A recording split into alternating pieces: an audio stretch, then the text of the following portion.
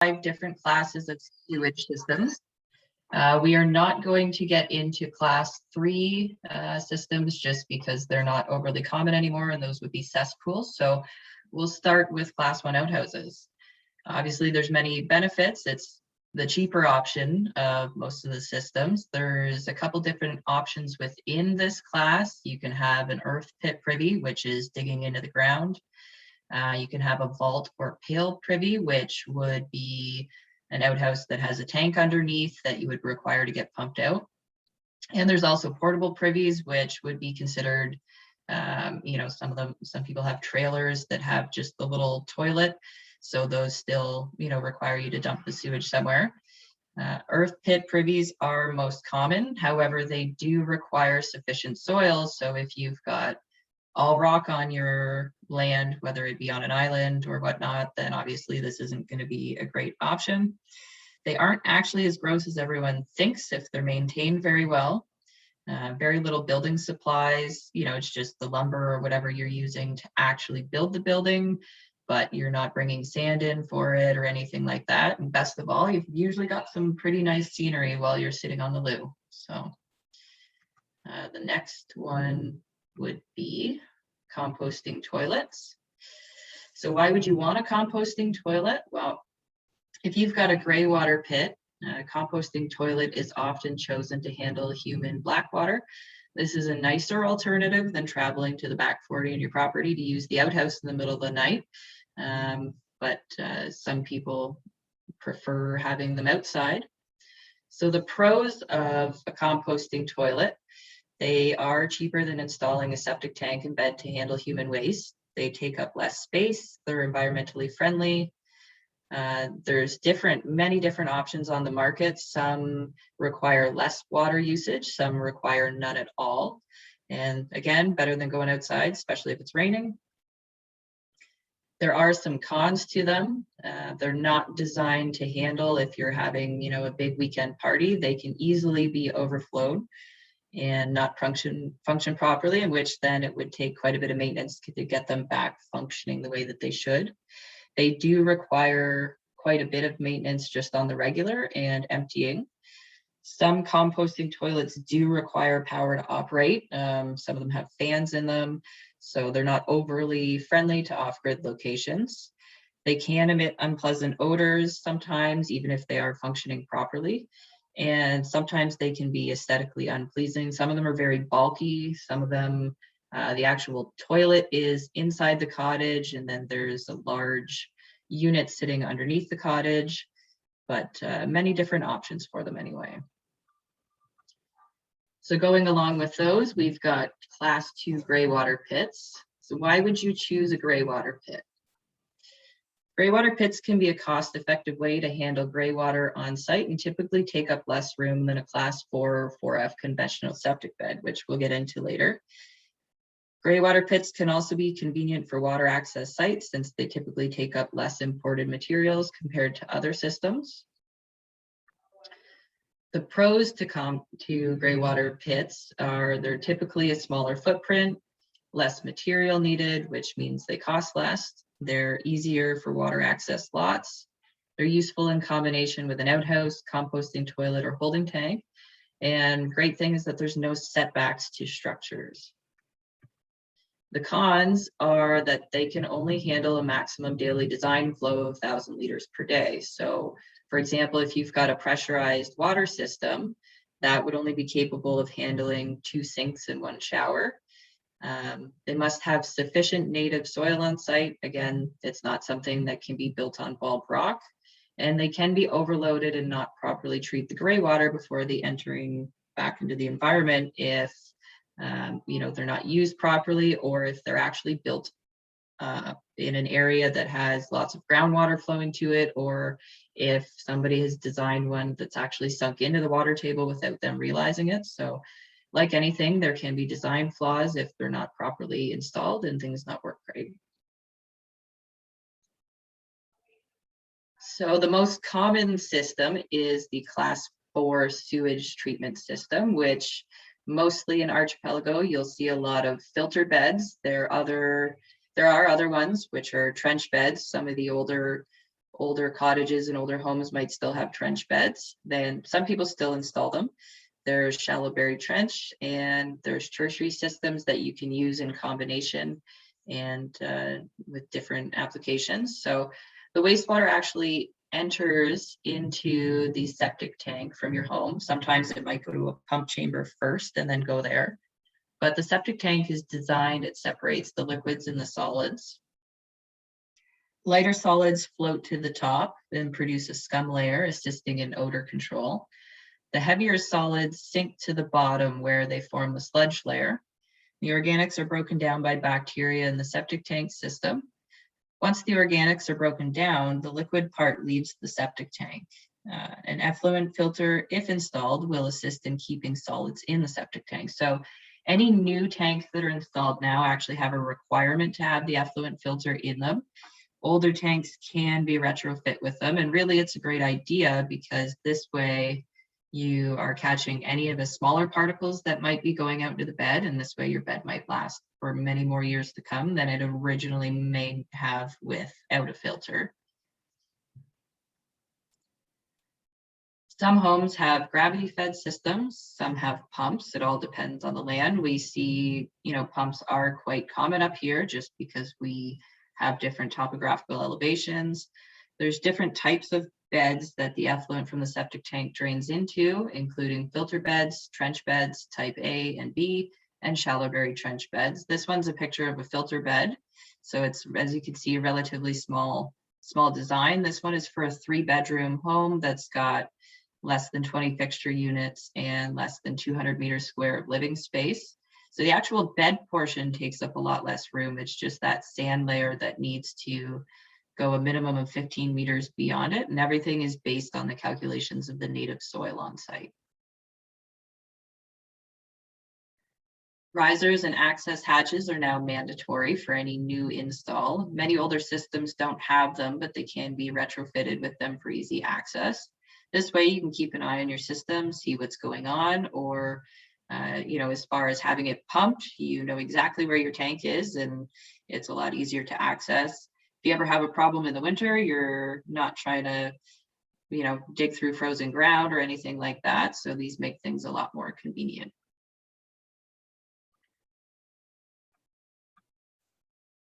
So next we've got Class 4 advanced treatment systems. Why install an advanced treatment system? Well, treatment systems typically take up a lot less space compared to a conventional septic system, and in some areas now have reduced setbacks to the higher level of treatment. So we're seeing a lot of larger buildings with 6 to 8 bedrooms, 3,000, 4,000 square feet on smaller lots, and the way that they're able to get them in is because of these treatment systems. So the pros, they've got a smaller footprint. There's many different options to choose from depending what is necessary on the property. So some of these treatment systems don't require the mantle, which is that 15 meters of sand in front of the bed in the direction of flow. Some, they make the actual bed portion smaller. Some are going into a digester tank or pre-treatment tanks that allows your septic bed to be a lot smaller as well. So in some areas like Blackstone Lake, a conventional system requires a minimum 30-meter setback to the high water mark, whereas the treatment system only requires a minimum of 15. They're great for sites with bedrock, less imported material. Yearly servicing is required, which this gives you peace of mind that your system is being maintained and functioning properly. So quite often the service provider will come out, clean all the filters. They take a grab sample of the effluent to make sure that it's actually being treated the way that it should. And these are something that are mandated to have done every year. The cons, they can be more costly than a conventional system because there is some sort of technology that's being utilized in the system. They do require that yearly maintenance fee. Like I said, that's also a pro because you're having your system looked after, but it is one more thing that you've got to pay for each year. Some of the systems, even if gravity can be achieved, they still require pumps for dosing and use hydro. So the Waterloo system, for example, it's using foams in different applications, whether it be in a shed, an underground tank, stuff like that. They also work on a timer. So it takes your daily sewage flow and they figure out, how often that pump needs to go off and how much it needs to dose the system. Some homeowners do notice an odor depending on which type of treatment system. This is due to some of them needing venting, some of them, like the sheds, being above ground. Most of them have charcoal filters and whatnot. Some people just do notice a little bit of an odor with them. So then we get into the class 5 holding tank. Holding tanks aren't really treatment systems. They simply hold on to the sewage until it's taken to a lagoon. So though the picture, usually a holding tank for an actual home is much larger. This one's for an RV, but you get the point that it needs to be pumped out at some point because the sewage is going nowhere into the ground. Whereas if you've got a septic tank and a septic bed, the sewage actually is coming in and you only require those, the maintenance pump out. So holding tank is designed to hold your sewage until it's pumped out, requires pump outs on a regular basis. Those pumped materials are taken to a municipal lagoon, and it can get quite costly because of the fees for those lagoons. They actually have to treat all your sewage for you essentially, and plus the time and money of hauling the sewage. So I guess, are there any questions?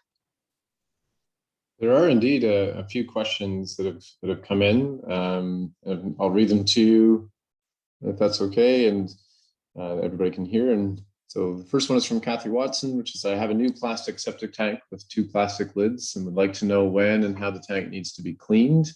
And how do you skim fat from the top of the water? Where do you clean the filter? More on that maintenance side of things, which we may be getting into that question later, I think, actually, but I don't know if you want to entertain that now, Danielle. Yeah, we're definitely going to be getting into when pump outs are required and everything later. If a new tank is installed, typically the installer or somebody will go over how to clean the filter. There are professionals that will clean the filter as well, but we can get into the actual pumping of them further in here, just to give an idea of, the solids and whatnot. It is kind of hard if it's a brand new tank to determine how often the tank needs to be pumped because each family is different depending on what goes into it. So we can get into that a little bit later. Perfect. Thank you. The next question is, are composting toilets and gray water pits actually legal in the Township of Georgian Bay? This fellow felt like he was pushed into an extremely expensive septic system by the local inspector. I'm not sure how you be able to answer that one, Danielle. I'll be honest, I haven't done a lot of work in Georgian Bay Township. The only work that we have done was year-round homes that were requiring regular septic beds. So I can't exactly speak to if there's any sort of bylaws or anything like that in the township. Might be something with the local inspector there, hard to say.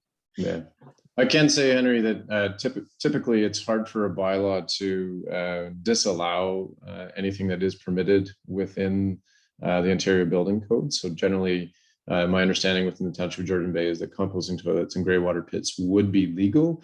I can't speak to your specific circumstance around why you might have been encouraged or pushed to go to a fuller septic system as opposed to composting toilets and grey water pits.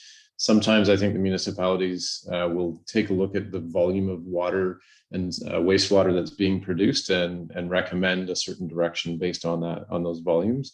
Other than that, I would encourage you to inquire with the township itself around their rationale and reasoning on that. Next question is, what's the typical size of a filter bed? So there really is no typical size. It all depends on the design flow for your home. So, they're designed based on how many bedrooms, bathrooms, and square footage are on site. So just to give you an idea, if you had a 3-bedroom home with say 1 bathroom and a kitchen sink, a washing machine, and it's 1,200 square feet or so, your actual filter bed would only be about 22 meters square, which is quite small. It's just that other sand area called the mantle that can take up more room. So they're really, again, no typical size, all depends on the design flow for what you've got on site. Thanks. Another question from Shannon. We purchased an older home, late 1970s. Is there a way to find out what type of a septic system we have, the capacity, the capacity of it, etc. And would those records be available somewhere? I can answer this really quickly. It really depends on the municipality where you're located. So you can start with your municipality to see if they have the records.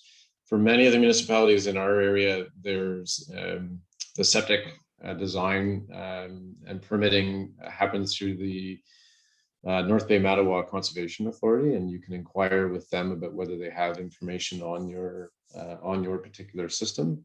And sometimes they won't, in which case you would probably be really best to hire a professional inspector to come out and actually help you with sort of looking at what system you have in place and whether it's appropriately sized and in good condition. Danielle, did you want to add anything further to that? Yeah, that's you hit it on the head there. Daryl, this question, which is where the question is Daryl is having, is where can you get a tool to determine how much solid is in the tank? We'll probably get into that with maintenance around in the maintenance section when we talk about that. But Danielle, did you have a quick answer for that? Yeah, so I didn't actually include any pictures of sludge judges or anything like that in the slideshow, but that is one tool that's used by professionals, and it actually gets inserted into the tank and takes a sample and basically shows you how much solids are in there. And usually as well, your last pump out, if you're around the pumper while they're there, you can certainly ask them, how much was in there? Do I need to get it pumped more often? And they can help you out with that as well. Awesome. Kind of a similar question to an earlier one, which is how can you tell the type of system that you was installed? So that, if it was installed before you've purchased the property, getting a copy of that permit would be the easiest way. Seeing what's underground can be more difficult. Typically trench beds, stuff like that, you'll see quite a large area, you kind of be able to notice, but to the untrained eye, getting a copy of the permit or a professional to show you would be the best idea. Thanks. I think I might add to that, which is that one of the challenges with respect to your permits or what was installed is that often what was installed was, back when the house was originally built, and then you get this slow creep of increase of use and flow from added bathrooms and other fixture units like bathtubs and showers in different areas of a house or cottage that can actually push it beyond the design requirements for that septic. And so it's kind of good to not only look at what kind of septic system you had installed, but also look at its capacity and what it was designed to do versus what you actually currently have in your house or cottage. But Danielle will touch on that when we look at some issues that arise. The next kind of comments are actually coming from Rupert, and I apologize because his original question or comment to us, and I'm just going to go back and find it, was so Rupert's a cottager out on Georgian Bay, and he has a high-tech composting toilet that can handle extreme loads. It's designed for coaches arriving at parks with everyone on board using it. Doesn't smell if managed properly, uses no water, but it does require a continuous supply of fine wood chips. The ones used for horses are cheap, thanks for that. Has a solar-powered extraction fan. It produces excellent soil for growing anything other than root vegetables. It is, however, large, 7 feet tall by 3 feet wide by 6 feet deep, and it costs about $8,000. It does need a gray water system, and for the occasional overflow from the composting toilet. And he says it's an excellent solution for Canadian Shield in areas where there's minimal soil, and it's cheaper than a type 4 class system as no septic bed is required. And then I kind of had a question back to Rupert in answering, but he does have a gray water pit for the overflow pipe from the composting. Hardly ever has any flow in it, but it's required. And then there's also shower and 2 sinks that are permitted to flow into that gray water pit. And then he also has indication that the toilet, the loo, is separate, but in the same building as the washroom, and it has a raised section to accommodate the height of that composting toilet. So thanks for that alternative, Rupert. That's great. Question from Peter Laurie for you, Danielle, which is, what is the average lifespan of the septic tile field? So a septic's a lot like a car. Definitely all depends how it's treated. We have seen septics fail within 10 to 15 years. We have also seen septics that are over 50 years old and in absolutely great condition. It's all how they are maintained, how often they are used, what's going into them, what you're putting on top of them. So, you know, you can imagine if you're driving 400 to 500 kilometers every single day in your car and you're not maintaining it properly, that is going to fail a lot quicker than a car that you're not using as much and that you're maintaining properly. So it's a really hard question to answer. I would say, you know, we would see an average of say 20 to 30 years, but again, we've seen them fail sooner and we've seen them last a lot longer. And I'll just provide one point of clarification to a question that was raised by Ann Stewart, or a comment that was provided by Ann Stewart, which is just that the North Bay Mattawa Conservation Authority is the septic authority for only some of the municipalities. So you'll have to talk to your municipality. So in the case of the Township of the Archipelago, they handle the septic inspections and septic permitting for that municipality, but others, you know, will rely on the North Bay Mattawa Conservation Authority. So you have to go to your municipality to sort out what that is. There are still some questions here, but many of these relate to some maintenance questions and maintenance comments that are actually going to come up in the rest of the presentation. So I'm going to leave those questions open at this time, and then we'll make sure that Danielle gets to them. And if not, then we'll raise them up at the next question period. So Danielle, if you're able to carry forward, that'd be great. Thanks for all the great inquiries though, folks.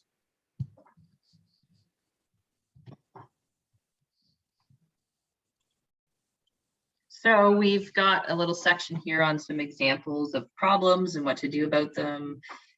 Septic systems don't last forever, unfortunately, but there are some problems that can certainly be avoided. When we do start to have issues, more often than not, homeowners do want to resolve it and resolve it fast, because it can stink, it can back up in the house, toilets aren't functioning properly. So typically not situations that people like to have happen to them. So regular maintenance is always a great thing. So here we see an example of where's my septic bed.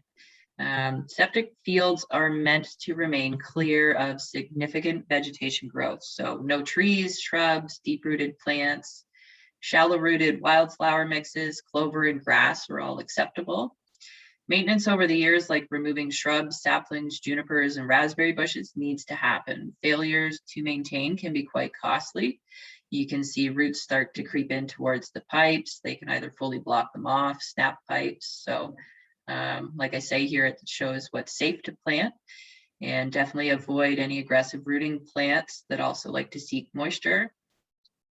When you're getting a new system installed, a lot of people don't wish to lose properties on their tree. However, a tree that might only be 3 years old now, if you consider your system in 30 years, how big that tree might get and where that root system can get into. So it's better if you're putting in a new system to, you know, really clear out around that area, even though seeing tree loss is not a nice thing, but definitely would rather plant trees somewhere else on the property than close to your expensive septic system.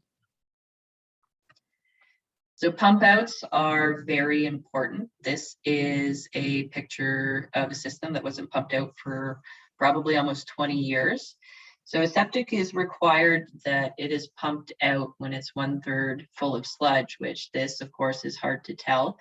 There are little home tricks you can see, you know, by opening it up, or if your last pump out that the pumpers have let you know, you could go another couple of years, or you should really pump out sooner, but timelines to reach these are highly variable. It depends on the size of the system, the amount of use, the type of use, what you put in it. Things like greases, vegetable matters, anything like that should not be going down there. 5 years for year-round residential use is a common guideline. However, again, we see some people that require their tanks to be pumped out every 3 years. Sometimes it's 7. It all completely depends, because every house is different. This way as well, if your access hatches are at grade, you can kind of check on things, keep your eye on it. For cottages with less use, you most likely can go longer and go around 7 years, but there are advantages to having it pumped out more often and having a good understanding to the health of your system, kind of like a doctor checkup. So basic design math. When you look at a 3-bedroom cottage, sewage system is designed to treat 1,600 liters in a 24-hour period. So 200 liters per person. They base a 3-bedroom building on 6 people being in it. So 200 liters per person equals 1,200 liters a day. This does not leave much room for error if you consider having a big party, or you're having, COVID right now, it's a little more difficult, but if you're going to have giant parties or anything like that and everyone's using your system, you can quite easily overload it and end up with major problems. The other thing as well is if you've bought a home and over the years, you added another bathroom and you've added this and that, never actually done the math for the septic system to see if it can handle it, design creep can reduce the treatment effectiveness and cause other problems. Again, here is a picture of completely flooded out septic tank and bed. Overuse for design from a party or from design creep, which is adding bedrooms and fixture units without assessing the design capacity. Systems are only designed to handle so much. And some people think, well, it's only one weekend, it's not going to hurt. Chances are it could hurt it. And, you wouldn't take your nice car and go bombing through a field with it just because it might not hurt it. Your septic system is the same way. You always need to be conscious of what's going into it. So here's a picture of a tank that the concrete baffle had rotted off of it. So this would be a picture of a tank that it was before filters were necessary, but there is no effluent filter or baffle in place. So this has allowed the scum layer to creep into the septic bed and eventually plug it up over time. This is where a regular pump out can help to catch these problems. Annual maintenance of an effluent filter will also to help to catch things if they are missed. So if you have a filter installed, it's recommended that they're cleaned at least once or twice a year. So you would actually be looking in your tank, or a professional, if you've hired them to clean one, would be looking in and can help monitor what's going on inside that tank, and to make sure that something's not going to happen with your bed just because it hasn't been opened up in 7 to 10 years. It's really important that you always make sure you know where all of the components of your septic system are before you build or do any work. Now, obviously this person knew where it was, but they decided not to care anyway. It's not recommended to have a structure over top of your septic tank, which it's not legal either, because there are setbacks that are required. So if these people have a problem, they've obviously done their due diligence to put the access hatches in, but again, it's not meeting the setbacks to the Ontario Building Code. So if these people need to replace something, they're into a whole lot more work. We've also seen people use the septic tank as a spot for a footing, and you're putting extra weight on top of that septic tank now, and we've seen them actually shift just because of the weight overloads. So your septic is designed to have setbacks for a reason, and it's important to always meet those. Quite often we see and hear about, I can see where my pipes are in my septic bed. That means it's working great. Well, sometimes it doesn't always mean that it's working great. It can indicate, failure that may be happening, whether it be uneven flow into the bed.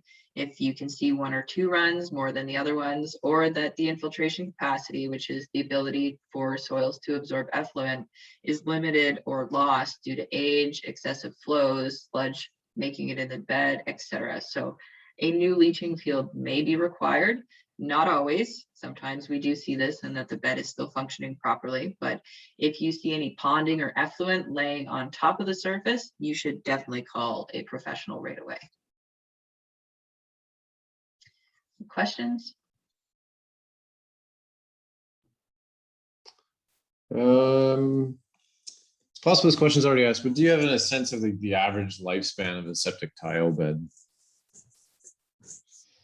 Again, I would say 20 to 30 years, which, you know, if you go on the internet, you're going to get so many different answers. It would just be, in my common experience, 20 to 30 years for a year-round home. We see a lot of cottages that are much longer because they've got the minimal usage going into them. So again, it's hard to pinpoint exactly, just kind of like how long a human would live, how long your car is going to last. But if I had to put a number on it, I would say 20 to 30 for year round and 30 to 40 for a cottage, maybe. Great. Thanks, Danielle.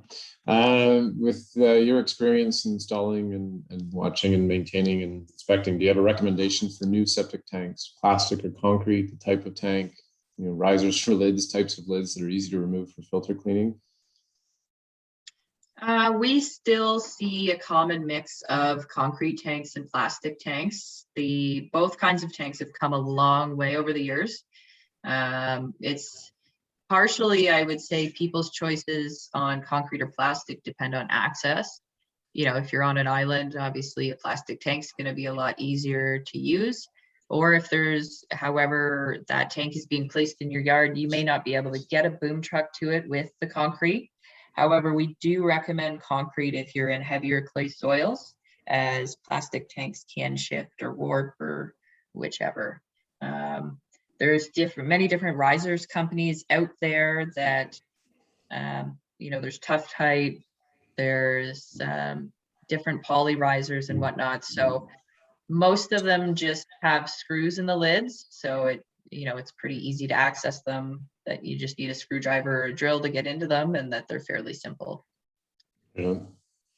In terms of assessing the sludge, a third from the bottom, is it all right just to use a stick wrapped in towel or paper towel just to estimate where that sludge is? I can't say I've ever tried that method, but if somebody has, then whatever works. I always use the sludge judge. Some people will just stick a stick in the top and say, well, my scum layer is like, you know, a foot thick, but if you're just measuring the top, it's not showing you the sludge that's also sitting in the bottom. So, you know, there's many different ways out there, and whatever works for you. Yeah. When you were pumping, or when your tank is being pumped, are all the solids?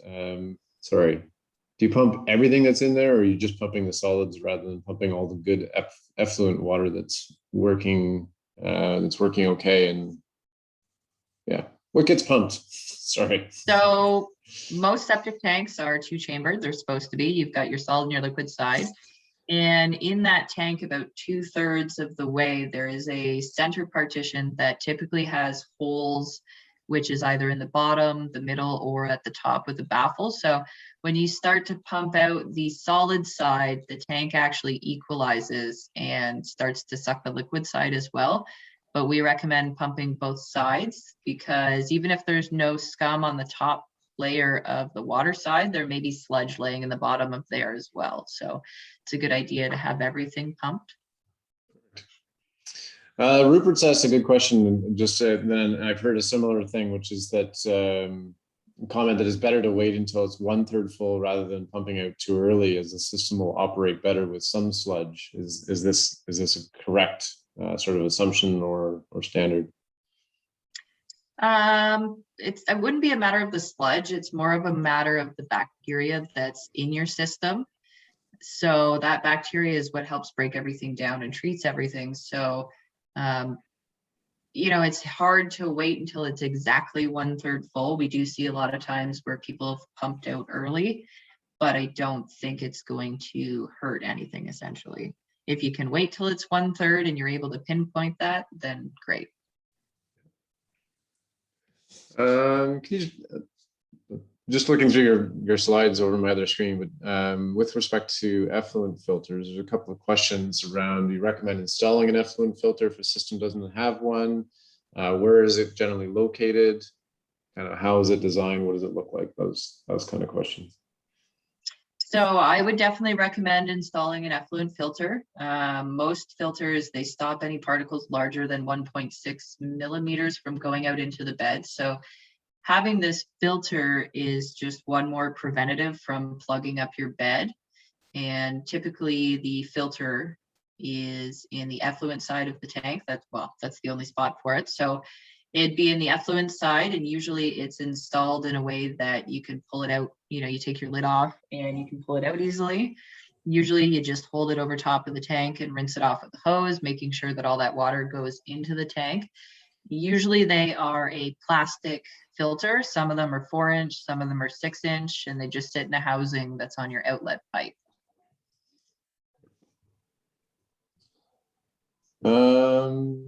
Around just sort of inspections, what's a sort of good gauge of how often you should have your system inspected? So if somebody asking, should it be inspected annually to see if it's functioning properly, and then have it pumped as needed?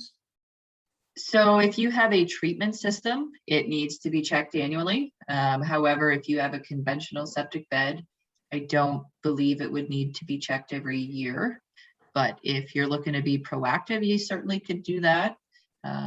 It just may not be the best use. So I would say definitely every couple of years you want to have it checked. And then especially if you're getting it pumped out, they'll have a look and see what's going on with your liquid levels, and they kind of do a little walk around of your bed and make sure that everything's okay. Yeah. Take a few more questions before we move on, and then we can come back to some of these questions again near the end.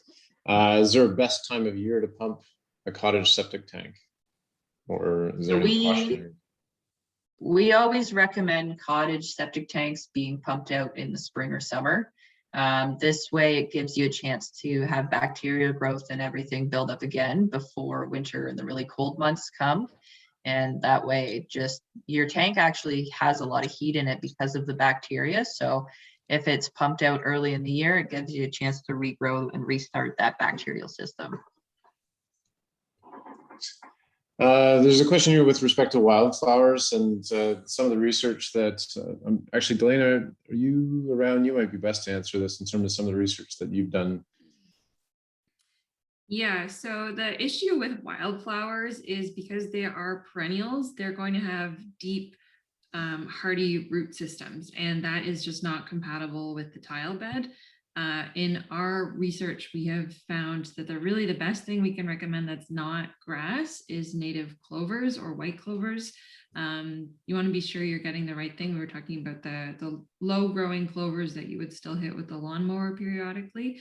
The way the tile bed works in relationship with the greens is that they're helping to wick up water and things like that. Unfortunately, it just doesn't, like I said, it's just not compatible with wildflowers that have extensive root systems and that you don't keep hitting with the lawnmower. Thanks, Delana. The question here just, should we be opening the riser lids periodically to air it out? Danielle, I've never had this question before. No, neither have I. It's definitely not necessary. So the plumbing system in your house that connects all your sinks and drains and everything is the same system that would all be connected to your septic tank. So everything is actually venting the way that it should on its own. So there's no need to open that up and air it out. So yeah, thanks for all the questions that are here. We're going to carry on with the presentation and see if some of these questions are answered. If not, then we will certainly circle back a little bit later to the questions that are remaining. Thanks again for all the questions. This is great. So moving on, we're looking at what contributes to your wastewater. So a lot of people think that your showers and laundry uses up the most water in your house, but surprisingly it's toilets. So you got toilets, and these are approximate numbers at 45%, baths and showers 30%, laundry 20%, and you're through drinking and kitchen, you're 5%. This, of course, depends on how much laundry your household does, but these are just typical inputs. So you might have a whole bunch of low flush toilets and you might practice the whole, if it's yellow, let it mellow. So your numbers could be a little different than another household's. These are just typical. So here we see kind of what's going into the system. When you've got your toilet, quite obvious, but some of these should be reduced or eliminated for septic, especially when you get into the kitchens with the greases and oils. Greases and oils can cause major problems in your system. Definitely should not be putting that down there. Even if you say dump your bacon grease out, I would still highly advise actually wiping that pan before you wash it, because over time these can severely build up, and I'll show you some pictures later of the problems they can cause.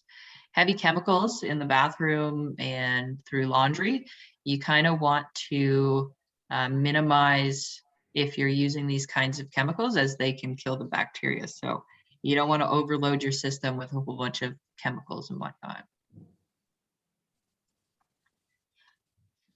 So the inputs for your septic system is a living system. Its biological activity in the sludge in the field is essential to healthy operation. Like any living thing, they are designed and do operate well under most conditions. No additives like Septobac are really needed.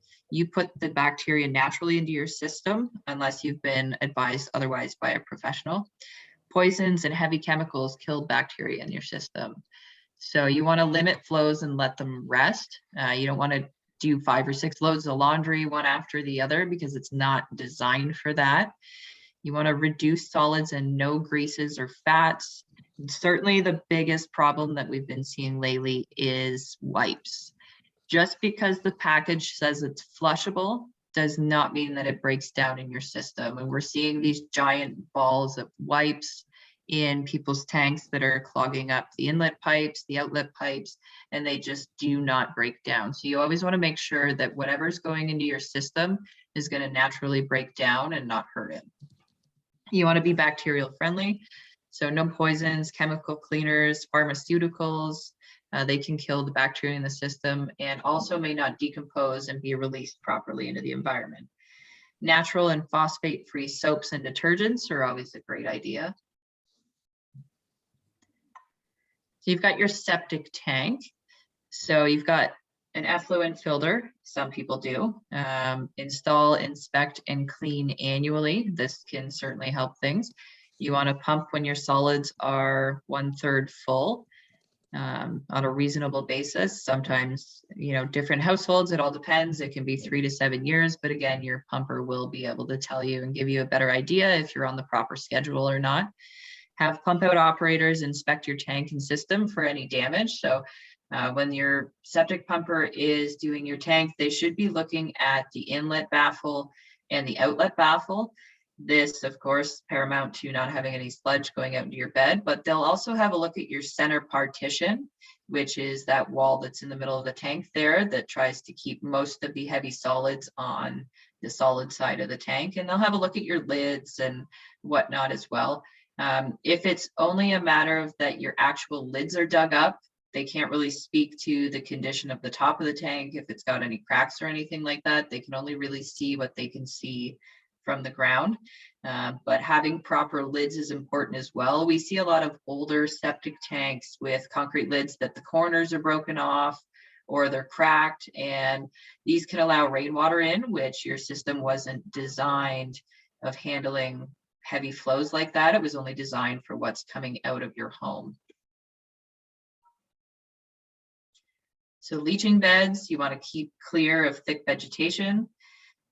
Check that it is whole, that there's no slumping, no holes, uneven grass growth. We've seen, a raised bed where the one of the slopes has blown out, and because there was way too much water going in, and actually the slope has moved, and of course things weren't functioning properly. You also want to avoid compaction. So even though it might be the only level spot on your yard, it is not great to park anything on there like vehicles, trailers, those blow up Intex pools, anything like that. anything heavy can compact the soils, and it can also crush pipes as well.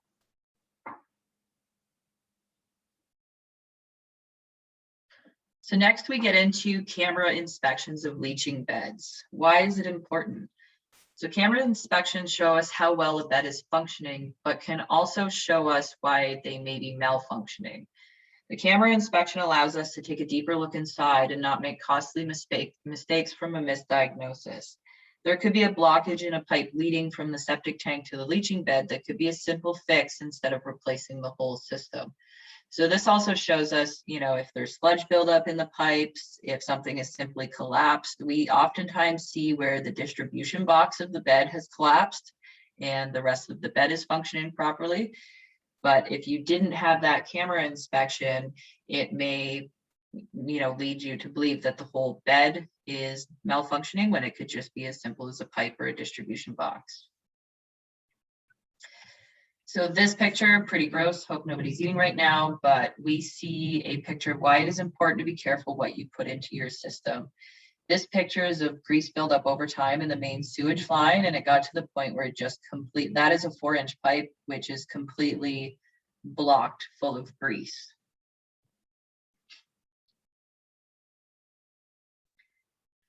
Again, with the proper grooming of the leaching bed, about maintaining shallow rooted vegetation and keeping mature trees from growing close to your system. Leaching bed pipes can fill up with roots and cause a complete blockage over time. So this is a picture in somebody's header where it's all filled up with roots, and then eventually over time, bacteria has stuck to it as well and created a dead stop in the bed.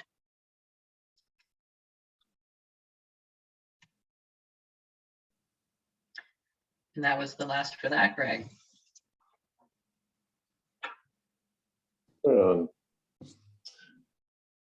Thanks. Everybody's within a township septic program. It kind of depends on the municipality that you're in, but within the township of the Archipelago, as an example, your septic systems, or the septic systems there, are monitored and tracked through ongoing building permit and normal building permit process. So that's one way that the things are inspected.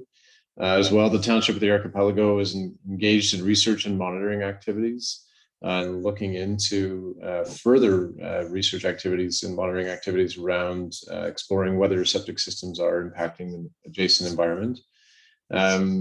Through the permitting process and the permitting records, the township, the Archipelago, and other municipalities as well are actively tracking septic age and renewal replacement rates to see kind of overall collectively what the aging of those systems are. And many of the municipalities throughout this area, including the township of the Archipelago, are actively engaged in disseminating useful tips and tricks around how to maintain and care for your septic system.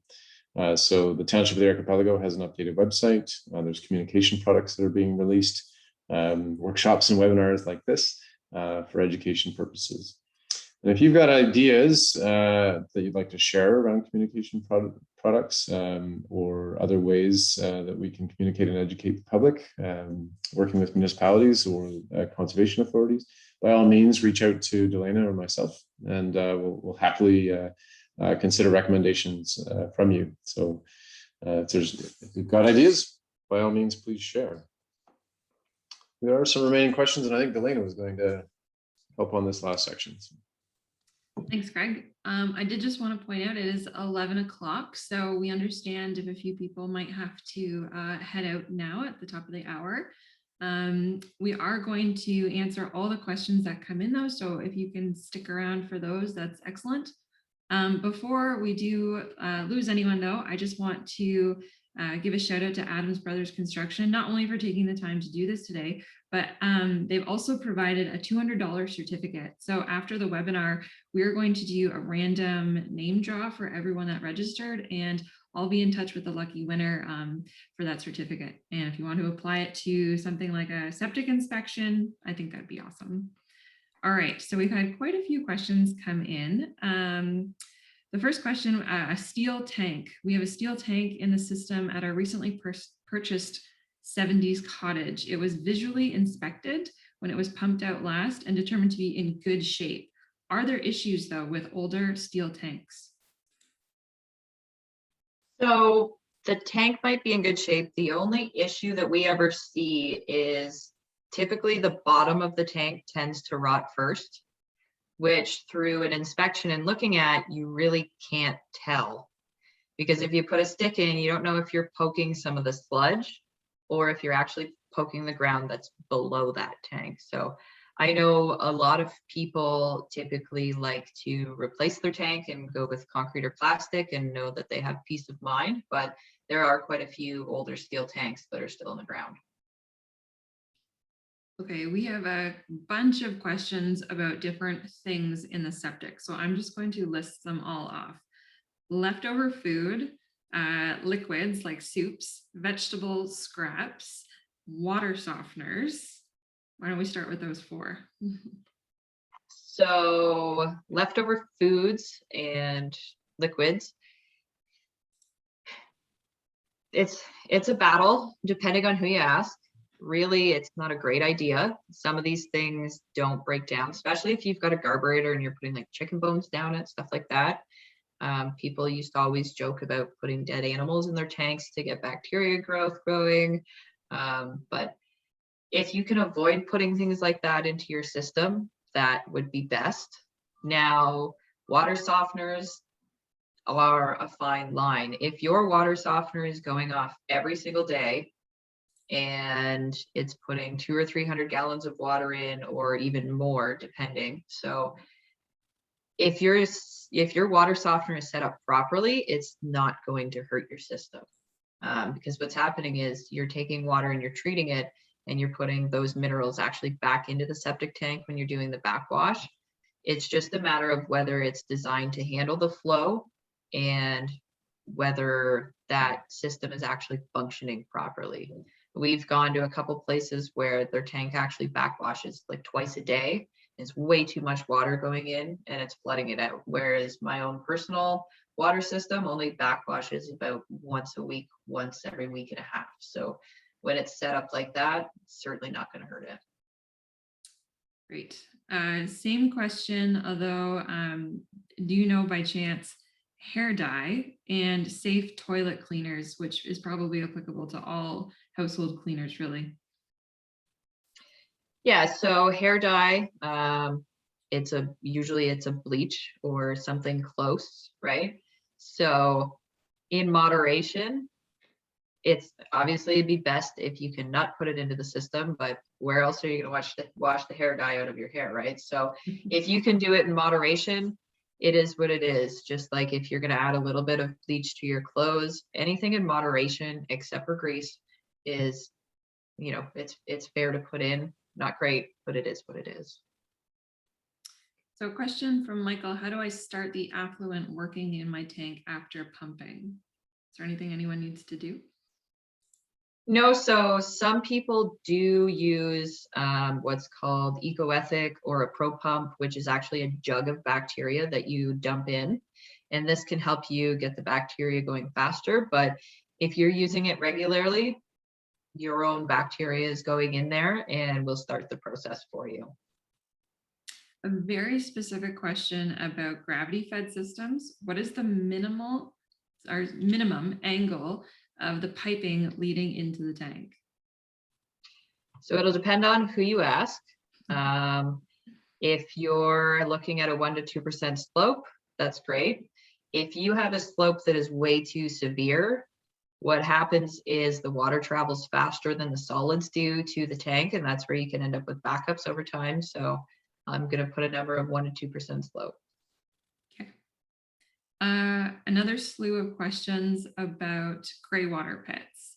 So if a gray water pit is separate from the septic or black water system, does this have an effect on the septic? For instance, do you need the gray water to help out with a proper functioning septic system? And is it important to have grease traps for the gray water system? So grease traps could be interpreted as a couple different things. Same thing, you don't want grease going into your gray water pit, but most gray water pits have some sort of barrel and an access hatch that they can be cleaned out. But again, you don't want grease in there. As for having your gray water go into somewhere other than your septic system, you do require a certain amount of water in order to have all the solids separate the way that they should. So if it's just a washing machine per se that's going to a gray water pit, that's great. However, if it's every piece of gray water in your home and you're not getting enough liquid in that tank, that proper function is not going to happen and things aren't going to separate the way that they should. Okay. I'm going to answer the next one. The question is, are there cheat sheets that can be placed in cottages, washrooms, fridge doors, listing recommendations for the specific rooms? And the answer is yes. The Biosphere actually just produced some in partnership with the Township of the Archipelago, and they're available for download, free download on the Archipelago's website. So I'll be sending that link out. We have a fridge magnet template that you can put in the kitchen, obviously with your fridge, about what goes down the sink. We have a door hanger one for the bathroom too. The United States EPA, Environmental Protection Agency, also has a ton of great different postcards and things that you can decorate your house with or put out on your coffee table or whatever you need to. So I recommend checking that out as well. Another great question. Do you have recommendations for when you're closing out the cottage in the winter and the fall, winter prep, things that people should be doing for their septic? If you've got a gravity-fed conventional system, there's really nothing necessary to do. But if you have a pumping system, depending on how that's set up, if there's a check valve or whichever, you may need to actually winterize your pump chamber and your pump line, or else in the spring you're going to go and use it and you could have a major problem. So those are just the biggest things, is whether you've got pipes like that that are full of water that need to be released or drained. Other than that, there's really nothing that you're required to do.